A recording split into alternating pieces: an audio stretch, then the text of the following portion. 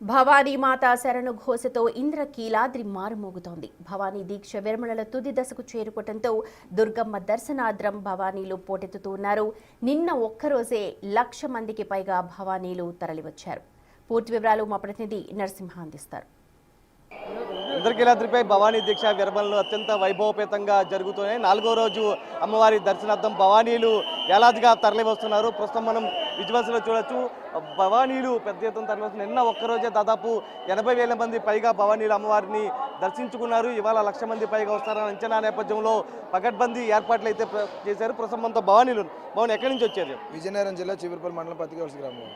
ఎట్లా ఉన్నాయి ఏర్పాట్లు? మొత్తం గిరి ప్రదక్షిణ కొండ చుట్టూ చేశారు, అమ్మవారిని దర్శించుకున్నారు. ఏర్పాట్లు అయితే చాలా బ్రహ్మాండంగా ఉన్నాయి. అడుగడుగున టాయిలెట్స్ అయితేనేమి, మంచినీళ్ళు అయితేనేమి అన్నీ కూడా చాలా బ్రహ్మాండంగా ఉన్నాయి. అంతకుముందు కొండ కూడా ఇప్పుడు చాలా బ్రహ్మాండంగా ఉన్నాయి. పారిశుద్ధ్యం కూడా చాలా బ్రహ్మాండంగా ఉంది. క్యూ లైన్లో కూడా చాలా హ్యాపీగా తోపులాట లేకుండా ఒకరికొకరు ఇబ్బంది పడకుండా చాలా ఏర్పాట్లు అయితే చాలా బ్రహ్మాండంగా చేయడం జరిగింది. చాలా సంతోషం వ్యక్తం చేస్తున్నాం. దీక్ష తీసుకున్నారు, అమ్మవారిని దర్శించుకున్నారు, ఎట్లా అనిపిస్తుంది? బాగానే ఉంది బాగానే.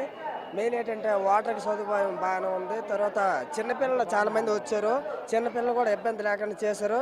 మెయిన్ ఏంటంటే గిరి ప్రదక్షిణలో కూడా తోపులాట కానీ ఏమీ లేదు. చాలా ఈ సంవత్సరం చాలా చక్కగా ఉంది. ఎందుకంటే చిన్నపిల్లలతో మేము వచ్చాం, చాలా బాగానే ఉంది. మీరు చెప్పండి, ఎట్లా ఉన్నాయి?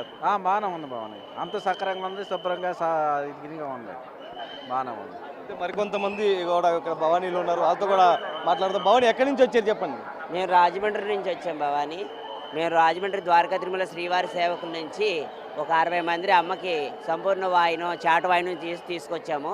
దీనికోసం ఆలయంలో చండీ యాగాని కాబట్టి అమ్మకి పసుపు, కుంకుమ, చీర, చారె అన్నీ పట్టుకొని వచ్చి ఉన్నామన్నమాట.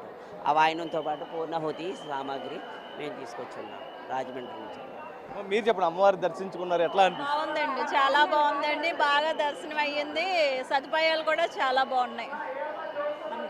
మీరు చెప్పండి, ఏర్పాట్లు ఎట్లా? చాలా బాగున్నాయండి. అమ్మవారు బాగా దర్శనం అవుతుందండి. చంద్రబాబు నాయుడు గారు వచ్చే బాగా మాకు దర్శనాలు అవుతున్నాయండి. అసలు ఏది కూడా మాకు ఎక్కడ ఆటంకం కానీ ఏది రాలేదు. కూడా అసౌకర్యంగా ఏమీ లేదండి, చాలా బాగుంది, చాలా బాగుందండి. సదుపాయాలు అవి చాలా బాగున్నాయి. గతంలో కొంచెం ఇబ్బంది పడ్డాం కానీ ఈ ప్రభుత్వంలో మాత్రం ఇబ్బంది ఏమీ లేదండి. అసలు చాలా బాగుందండి.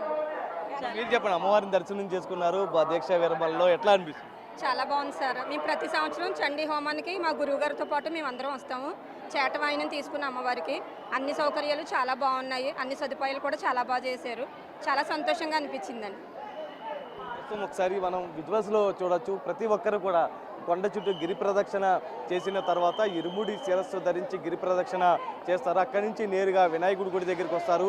వినాయకుడి గుడి దగ్గర నుంచి అమ్మవారి సన్నిధానానికి వెళ్ళిన తర్వాత అమ్మవారికి శిరస్సు పైన ఉన్నటువంటి ఇరుముడి చూపించిన తర్వాత నేరుగా శివయ్యను దర్శనం చేసుకుంటారు. శివయ్యను దర్శించుకున్న తర్వాత దిగువగా ఇట్లాగ వస్తూ ఉంటారు. ఇక్కడి నుంచి ఏదైతే కొంత గురుభవానీల సమక్షంలో మాలగారు చేస్తారు. భవాని ఎక్కడి నుంచి వచ్చారు?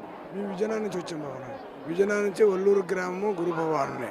నేటికి 23 సంవత్సరాలు నా దీక్ష. జై భవాని. ఇక్కడ మంచి సదుపాయాలు జరిగాయి.